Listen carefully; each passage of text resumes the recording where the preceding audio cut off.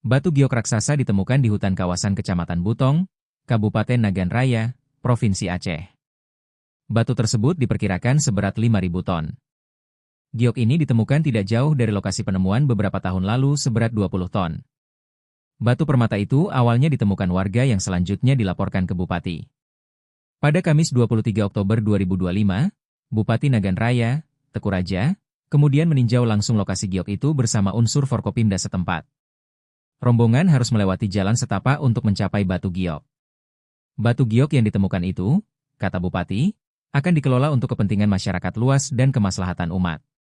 Mantan anggota DPR Aceh itu juga berharap kekayaan alam itu dapat memberikan manfaat tidak hanya bagi warga setempat tapi juga bagi Indonesia bahkan dunia.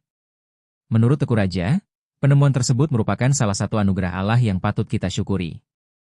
Mungkin tidak semua daerah di Indonesia memiliki kekayaan seperti ini. Karena itu, peruntukannya harus untuk kemaslahatan umat dan dapat dinikmati oleh seluruh masyarakat.